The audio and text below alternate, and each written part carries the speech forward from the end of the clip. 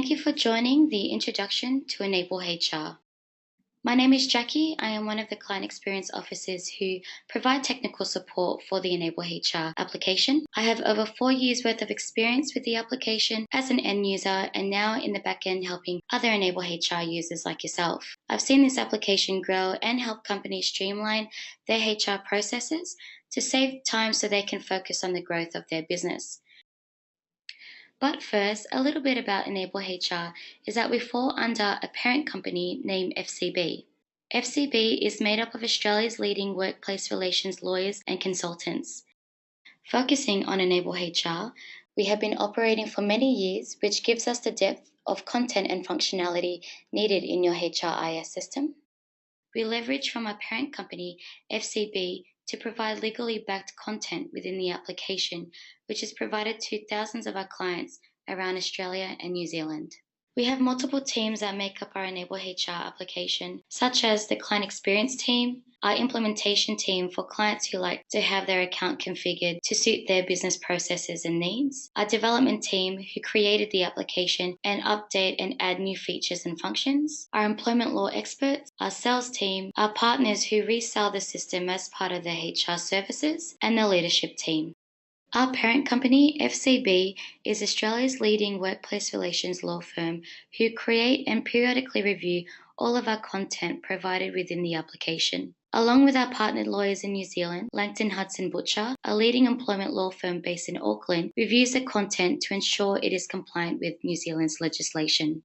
Key features within your enableHR application include separate management modules such as employee, contractor, volunteer, and WHS. We have a training and qualification tool that allows you to track and record training, skills, licenses, and qualifications. You can create alerts and email notifications for yourself and other users within the enableHR application. We have Enable Self-Service, also known as ESS, which allows employees to update their contact details, view documentation, and report their own hazards and incidents. You can then streamline your performance review process through ESS by doing it all online. We have templates and checklists provided, created, and periodically reviewed by our parent company, FCB. We have the organizational chart function, which helps control users' access, along with the position management tool, which allows users to gain approval prior to recruitment, the applicant portal, which allows candidates to enter their details and documentation straight into your enableHR application, many reports to generate on data and activity, and many more.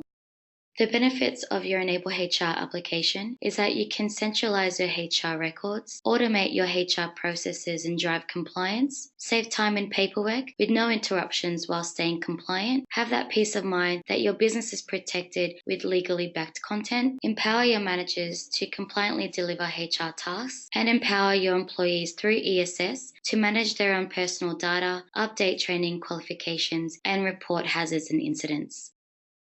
So let's head straight into the application to have a look at the core capabilities of enableHR. Using any internet browser, go to enablehr.com and sign in with your login credentials. The first thing you'll see once you sign in is your employee management module. All other management modules are shown here on the left-hand panel, such as contractors, WHS, and volunteers. You can see they're all color-coded so you can clearly see which management module you're currently in. Staying within the employee management module, each management module is then broken up into 3 different workflows.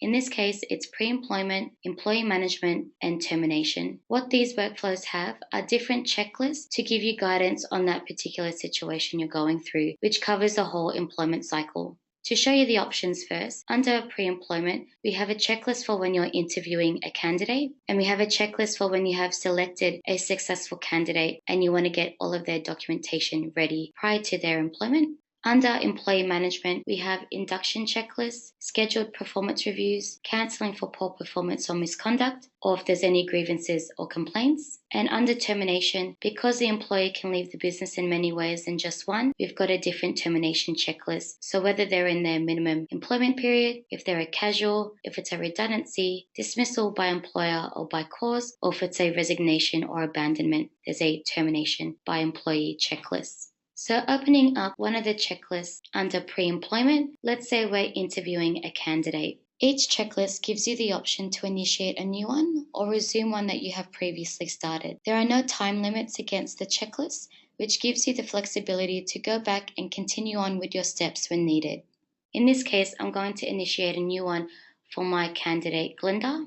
As soon as I select Glenda's name, it then opens up the checklist. Looking at the checklist steps, you can see in step 1, it's a simple step to ensure you have all of the candidate's details. In this case, I'm going to click go and mark that as complete. The next following steps is to upload supporting documentation, such as a position description, cover letter, and resume. When you click on upload, you have the option of uploading the document. If you have the document already in the candidate's file, you can then link it against the step, or you can even record a note saying cover letter not provided, just so you have a reason behind the completion of this step. The next step is asking, will the candidate be proceeding to an interview? Depending on my answers, the checklist will lock or unlock the next following steps. If I select yes, the next following steps are then unlocked for me to complete, such as creating a letter to invite the candidate for an interview, sending that letter off, and conducting that interview. Going back a few steps, every time you see a create button throughout the application, you can assume that you're creating a document using one of the templates provided. When you click on create and then create a new document, the system's now directing you to this creation process where you get asked a few questions and then your answers are populated into the template itself. So if I quickly answer these questions here, time, address, and phone number. The last question is, do I want to use an electronic signature? That just prevents me from having to print the letter and manually sign it. Once I go next, you'll see my previous answers are shown on the left-hand side, so I can always go back and edit them if I need to. In this case, I'm going to continue with my questions. So uploading my signature, name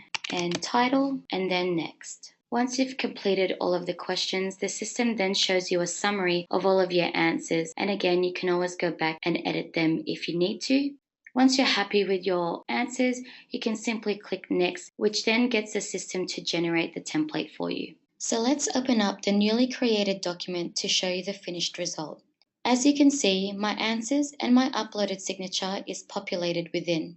You can set up your company letterhead within the application to ensure all created documentation is generated with your company brand. Heading back onto the home page, I'm just going to go into one more checklist under Employee Management. Let's go for cancelling for poor performance. Once you open up the checklist, you can see in step 1 is a simple step to gather all of the relevant information in regards to the employee's poor performance. The next step is for you to review a particular document that we're providing, which is a guide to conducting and recording performance cancelling. This document is in Word format, so you can type in your information directly into the document. Alternatively, some users like to have it printed out in front of them. As you can see within the document, it gets you to put in the meeting details. It then tells you to outline the concerns of the employee's performance. Have they had any previous warnings, cancelling, or opportunities? Give them an opportunity to respond, and then take a break to consider the employee's responses. It is very common that we hear from our clients that simple things such as taking a break to consider the employee's responses is something they fail to do. If an unfortunate event of a claim does happen, it is important to show that you have considered the employee's responses before giving them the outcome of a warning or even termination of their employment. Heading back into the checklist, Step 3.01 instructs you to contact your HR advisor. Although these checklists provide great step-by-step instructions to ensure you are following best practice standards and keeping your business compliant, some situations, such as cancelling for poor performance, has risk involved, which requires HR expert advice. So you know what risks are involved with your decision of outcome on giving the employee a warning or terminating their employment. If you need HR advice to support your use of enableHR, please call a client experience to discuss the options we have available as part of FCB Group. Across Australia and New Zealand, we also have a network of enableHR partners who are predominantly HR consultants. Please get in touch with us if you would like an introduction. Heading back into the home screen, your enableHR application has unlimited users and branches. So if you have different locations or departments, you can create all those branches to reflect the structure of your company. As well as users, you can create as many users as you like and control what they see and do within the enableHR application. Having a look at the tabs shown under the workflows, the first tabs you see is employees and candidates. These hold all of your employee and candidate records. For employees, this would be the digital version of your employee file. So if I click on one of my employees, the first thing you see is the employee's contact details, which you can update. Next is a Documents tab where you can upload all your employees' documentation, such as their employment contract, their position description, copies of their licenses and qualifications, medical certificates, and leave application forms. When you upload a document, you can then select the document type for reporting purposes. Clicking on the Create button, you can see it takes you to that creation process where you can select what type of document you would like to create, such as contracts, forms, or letters. When you select a document type, it then shows you a whole selection of document templates provided. Selecting one of our document templates,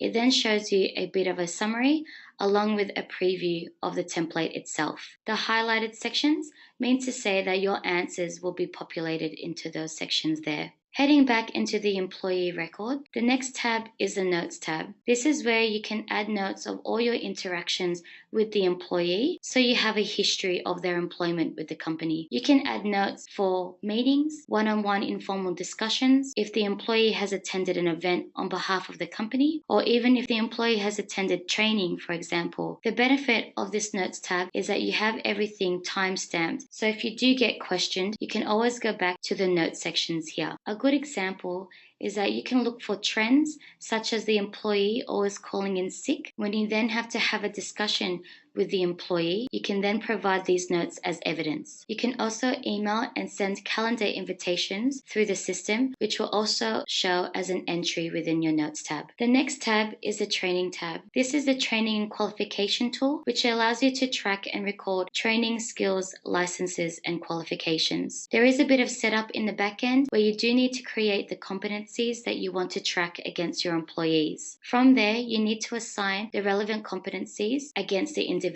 For example, this employee has been assigned all of these competencies. From there, you can update each competency, whether it's completed, missing, or in progress, add any completed or expiry dates, and also attach supporting documentation, which will also show in the Documents tab. If your employee has access to enable self-service, they'll be able to see their own training competencies and update it themselves, saving you the administrative time. Next tab is in relation to our online performance review function. At the back end, you will need to create your own key result areas. We do have some pre-populated key result areas that you can choose and use. From there, you would need to assign the key result areas or the KRAs against the individual, and you can also see if they have any pending or completed performance reviews.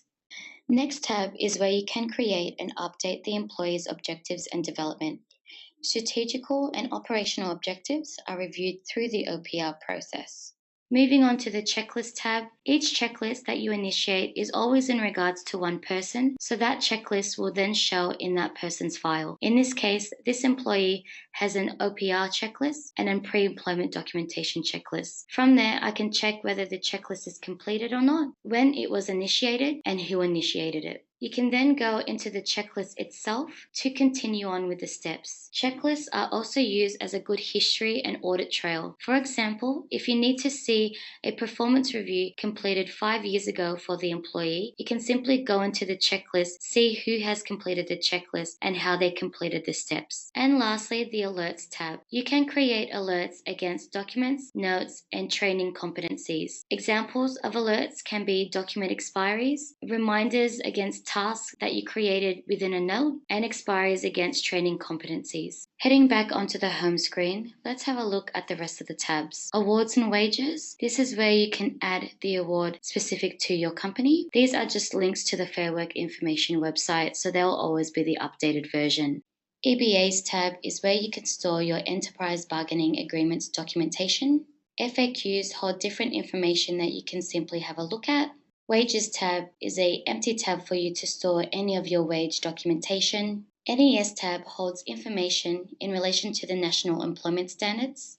The Library tab which holds guides, forms, and templates, which you would have noticed are provided within our checklist as well. Policies tab, where you can store your policy documentation, as well as creating new policies using our templates. General docs, for all internal documentation. Jumping over to grievances, if there were any grievance checklists created, all those checklists will show under this grievance tab here. Tasks, so you can create tasks for yourself or other users within the system. An overall view of those tasks will show here. Jumping over to the alerts tab, this is an overall view of all the alerts you have throughout the system. Heading over to the contractors management module, same thing, just like employees, you can store all of your contractors' details and documentation all in the one place. As for workflows, we have a checklist for creating an agreement with a contractor, or if you need to do a bona fide test, if there's a complaint in regards to a contractor, or if you want to terminate an agreement. Heading over to the WHS management module, the three workflows are lead safety, manage safety, and engage on safety. The lead safety workflow has a checklist called Setting Up Workplace Health and Safety Policies and Procedures. This is the core to your WHS management module. This is a really long and comprehensive checklist which will instruct you to create document after document. It will also instruct you to initiate all the other checklists you see underneath. Many clients like to use this as a litmus test and just compare with the current documentation they have already in place and see if there's any gaps in their documentation. Other clients like to start fresh and create all their documentation through this checklist. We have a lot of confidence behind our documentation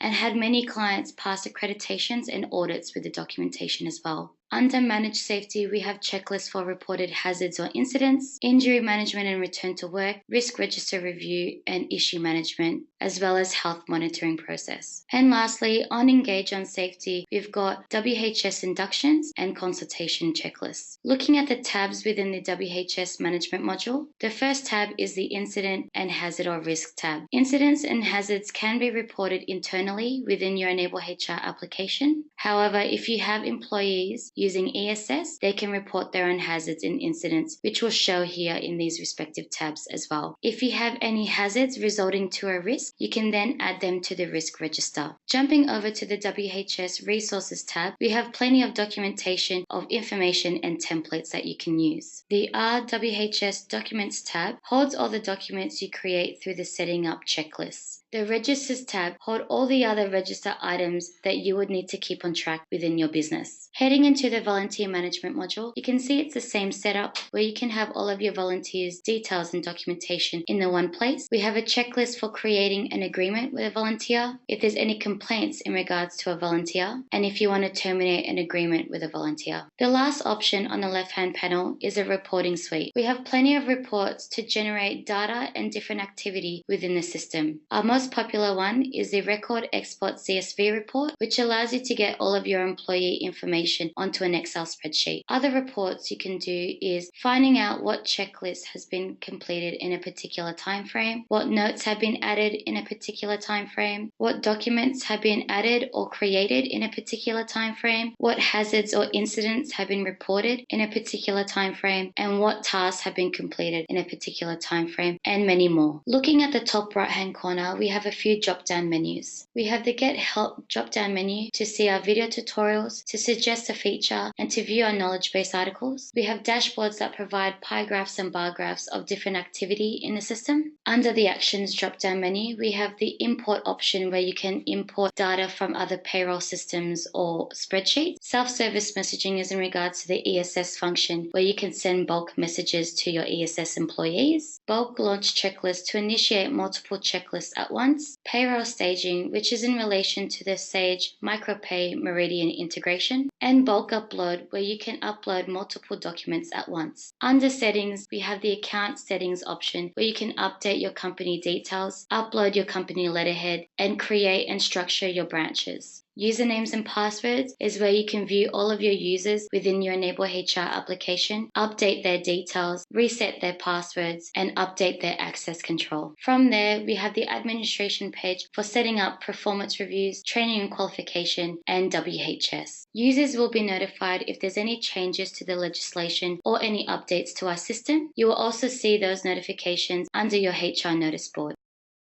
And lastly, we have a help button at the bottom right hand corner. When you click on the help button, you can put in a keyword, and when you press enter, it'll show you the top results of our knowledge base articles. Alternatively, you can click on the contact us button, which sends a ticket query straight to the client experience team. Since I've mentioned ESS quite a few times throughout the demonstration, let's head on to the ESS application for a small preview.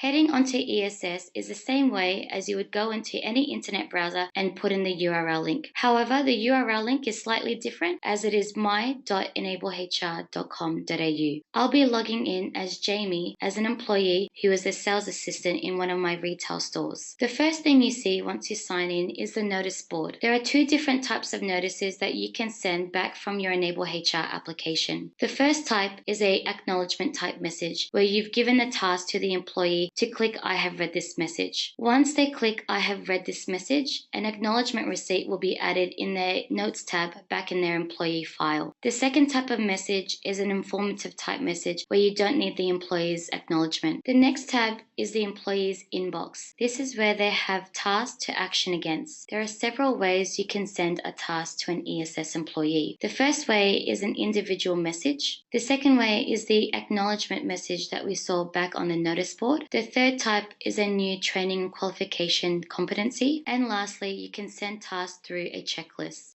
such as the pre-employment documentation checklist, which allows you to send a task to your ESS employee to view and electronically sign their employment contract. Next is the Me drop-down menu. The first option is the Details tab, where the employee can see their own personal details. They can also update their own personal details, which will go back to the administrator on enableHR for approval. In this case, this employee has updated her postal address, which is currently in italics and underlined because it's pending for approval. Next is the Training and Qualification tab, where the employee can view and update their own training competencies. They can update the competency by changing its status, adding any completion or expiry dates, and attaching any supporting documentation. Next is the My Documents tab, which allows the ESS employee to view their own documentation depending on the document type and status. My Performance Review tab is in relation to the OPR function. This allows the employee to enter their own ratings and comments against their key result areas. And lastly, Objectives and Development, where the employee can see their current objectives and development and add any personal objectives as well. Next is the My Organization drop-down menu, where you can see performance reviews of other employees that directly report to you, and the General Docs and Policy tabs. Bear in mind, ESS employees can see documents within these tabs depending on the document type and status. And lastly, the Safety tab, where the employee can report their own hazards and incidents, as well as have access to WHS documentation. In terms of support and resources available, there are knowledge base articles providing detail around the application. Alternatively, please feel welcome to contact the client experience team via these channels here. If you feel your organization requires more in-depth training, please contact the client experience team to submit a request. Thank you for your time and have a great day.